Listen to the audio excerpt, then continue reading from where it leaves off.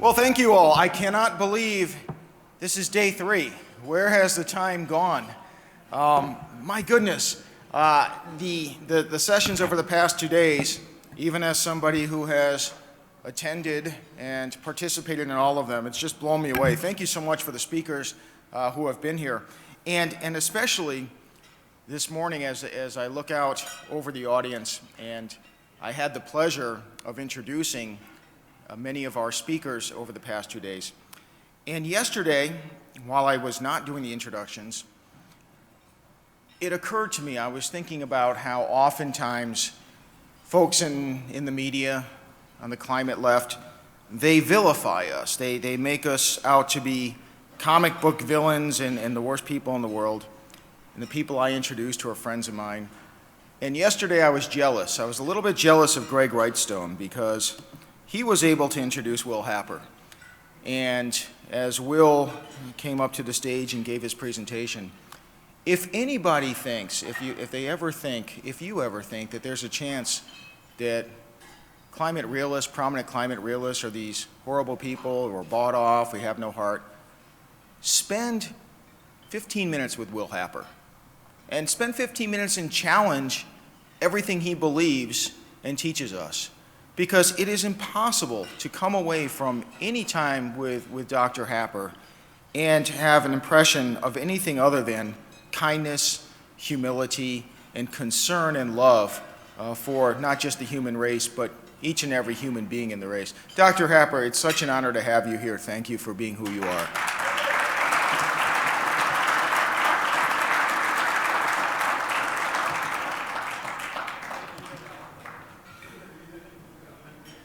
And Dr. Happer will be in Germany, as I mentioned earlier, in just under a month at the European Institute for Climate and Energy's 14th International Conference on Climate Change. Same number as us. That's not exactly their title, but it's pretty much it. I can't wait to spend time with you and Barbara and the other speakers who will be there. At the Heartland Institute, as many of you know, but I'll reiterate again, we focus quite a bit on state-level policy. And going back 2-3 decades, our founding president, Joe Bast, understood that so much of policy that affects our lives is really determined at the state level. And it gets overlooked. If you're watching Fox News, more recently, if you're watching One America News, if you're watching Newsmax, if you're paying attention to the Epoch News website, and I guess if you're misguided, some of the other media that I'm not mentioning. But the topics that are interesting, that capture people's attention, and that will be relevant to the nation as a whole tend to be national. But think about it. Global warming. Although it's an issue of science, and it's an issue that is being discussed and debated internationally, if you look back over the past 30 years, 1988, the famous Senate hearings on the topic, has there been a carbon dioxide tax, not a carbon tax? Has there been a carbon dioxide tax passed in Congress? No. Have there been the draconian restrictions that the climate left is seeking? Have they been enacted by Congress and signed into law? No. There has been executive action, the EPA has stuck their nose in things, but really, when the climate left has failed at the federal level, then they move to the states. And it's the case not just with global warming, but with other topics as well. So the Heartland Institute, we became involved in the early 2000s, shortly after I joined Heartland in 2001, because there was a push for renewable power mandates in the states. This would require utilities to produce and consumers to purchase a set amount of electricity from wind and solar power. Now, if you are in the media, the establishment media, you'll refer to them as renewable portfolio standards because you want them to sound something you aspire to and make money off of, but they're renewable power mandates. But this is where we are most involved and most effective. This is why we brought in a few dozen state legislators for our Emerging Issues Forum on Friday to address energy environment issues and other topics. This is why we produce our topical monthly newsletters, environment and climate news, healthcare news, budget and tax news, school reform news, and we send them and we distribute them either in hard copy and or digitally to legislators, state legislators around the country. This is where we make a difference where many other folks aren't involved, and I wish more were, but we're happy to be there. And I bring that up in and of its own right, but especially considering our next speaker. Actually, before I go to that, I want to mention one thing that I'm very proud of. At the Heartland Institute, we have retained third-party polling groups so that we're not doing it ourselves, we're not putting our thumbs on the scale, to survey state legislators. How often do they read our monthly publications? What impact does it have? And according to this third-party polling, 78% of state legislators and ones who are making these important decisions read Heartland Institute publications.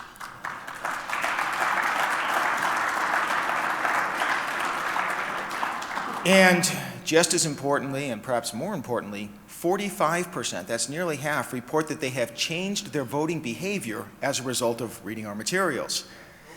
And when you think about it, many of those folks were already on our side, so they didn't have to change their votes. So we're really reaching, we're not just preaching to the choir, we're reaching across the aisle and we're bringing people on board. We're bringing legislators, people who count on board for the issues of freedom, for the bills and everything that's going to have a concrete influence on our lives in your states. And think about it.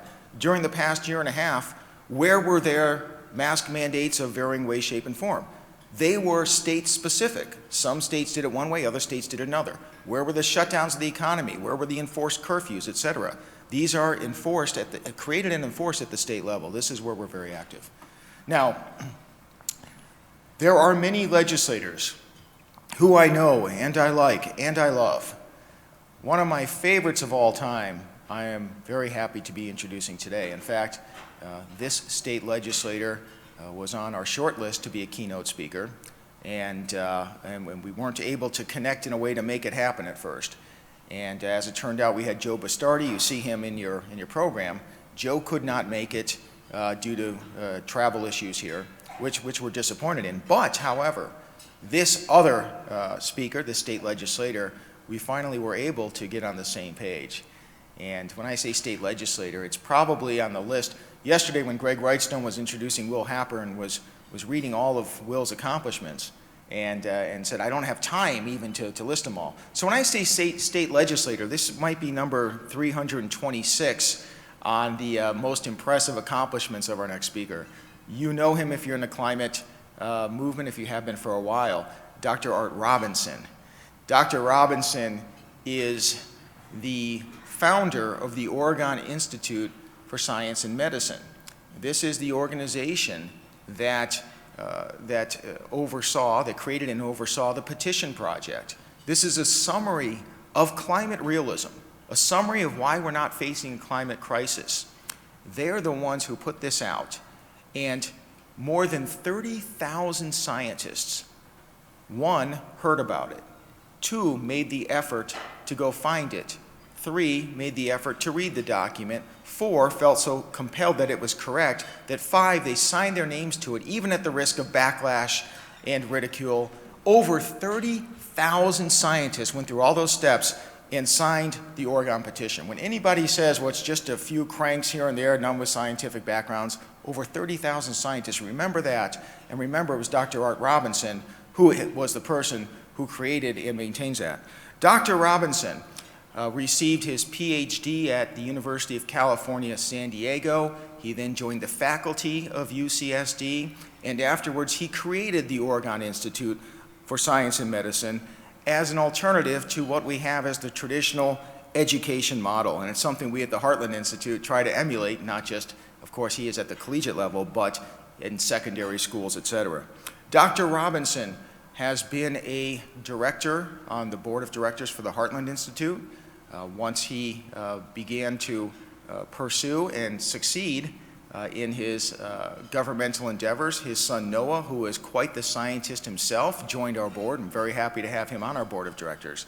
Dr. Robinson is one of the giants of science, not just climate science, And we asked him if he would take 20, 25 minutes to tell us about his experiences and endeavors and challenges and successes in state government. So it is my great pleasure to introduce to you Dr. Art Robinson.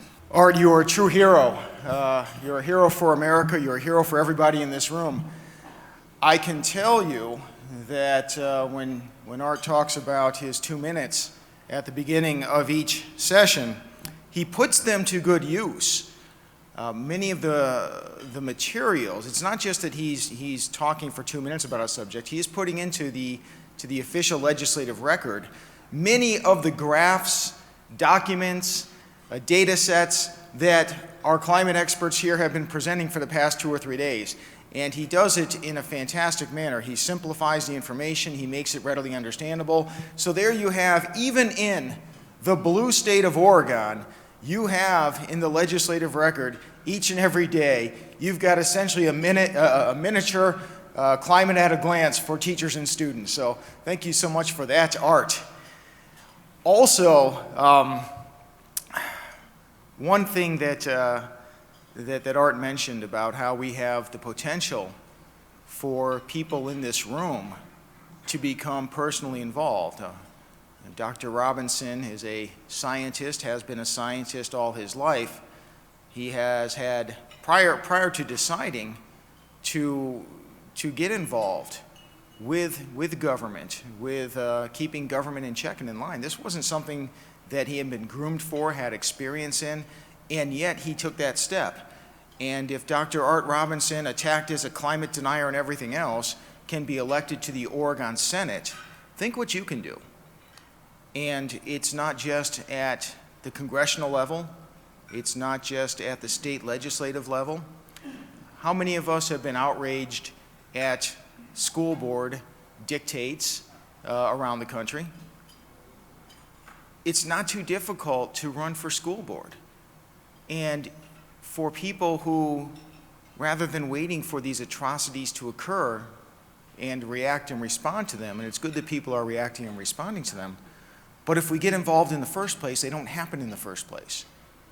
County commission, you name it, there are so many opportunities for people who respect, cherish, and will advocate for a limited government that puts our freedoms first and foremost and understands that the role of government is to secure our pre-existing freedoms, our unalienable freedoms, not to take them away, not to grow government. So for people in the room, for people watching at home, give it some thought, because you can make a difference. Along those lines, a few years ago, I believe this would have been in 2019, I was in Germany for the European Institute for Climate and Energy's annual climate conference. And while I was there, they put on a great show. They have a few hundred people in the audience like we have here. And I couldn't help but notice among the older people in the room, I'll put myself in that group, I noticed there was this young lady who was paying close attention, taking notes, just seemed to be in her element to be there, just thrilled to be there. And here we have someone that appeared to be maybe 18 years old or so doing this. And I kind of took note and said, well, it's amazing that her parents brought her here. And then I could never find her parents. Here was somebody that on her own took her own time, took her own initiative to learn about the truth about climate realism. And I approached Wolfgang and Holger and said, who's this young lady?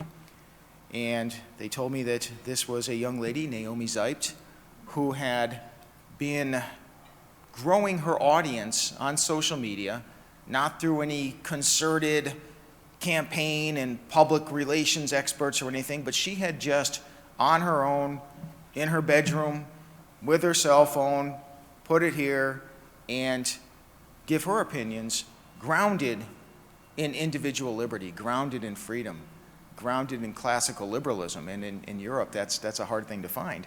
And she'd becoming more and more popular. And Wolfgang and Holger had noticed this and invited her to attend the conference. And at the end of the conference, she was precocious enough to ask if she could join the speaker's dinner after the conference, and of course, sure, come on along. And I was just completely overwhelmed by how this young lady was speaking knowledgeably on so many topics beyond just global warming, and how enthusiastic she was to learn and to soak up the knowledge of all the experts in the room. And I said, Naomi, I introduced myself. I said, we've got to get you to do stuff with Heartland. And it was just a month later, we had a climate reality forum in, this would have been, was it Katowice? Might have been Katowice, Poland, the same time as the United Nations Conference of the Parties. And was it Madrid? Okay, Madrid, you're right, it was Madrid. And every year they blend together sometimes. And I asked Naomi, because again, she knows what she's talking about. Hey, would you mind maybe just giving a couple words, maybe a minute or two? And she gave a, I don't know, 10 or 15 minute talk. And in those videos that we had with some of the foremost climate experts in the world, it was Naomi Seibt who was getting the hundreds of thousands of views. And here we have somebody that's motivating young people. And the press caught on to this. They dubbed her the anti-Greta because she never once said, "How dare you?" It's a message of hope. It's a message of individual liberty. It's a message that says that logic and reason can prevail over the emotional appeals that will ruin our society and take away everything that we hold near and dear. And we began working more closely with Naomi, promoting videos. She would make videos. We put them on our Heartland website. And she became quite the star. We brought her to the United States for CPAC, for the annual CPAC meeting. And while she was here, the media just loved her, ate her up. She appeared on Fox News Channel. She was focused in the Washington Post, a feature story there. All sorts of other media from around the world. And it's just incredible what one person can do when they choose to get involved. Many people here watching and listening can do the same thing. Maybe not as good as Naomi because she's incredible. But Naomi, we were hoping that she would be here for this conference, and she very much wanted to, but it's very difficult to travel here from Germany. Wolfgang and Holger did it, but ask them about what it took for them to get here and what it's going to take to get back. But we are very happy to have known Naomi now for the past, I guess it's been 2 years now. Wonderful person, intelligent person, somebody who really speaks truth. We hear speak truth to power. She speaks truth to young people, of course, people of all ages. So she recorded a video for us, and if we can cue that up, it's my pleasure to introduce to you Naomi Seibt.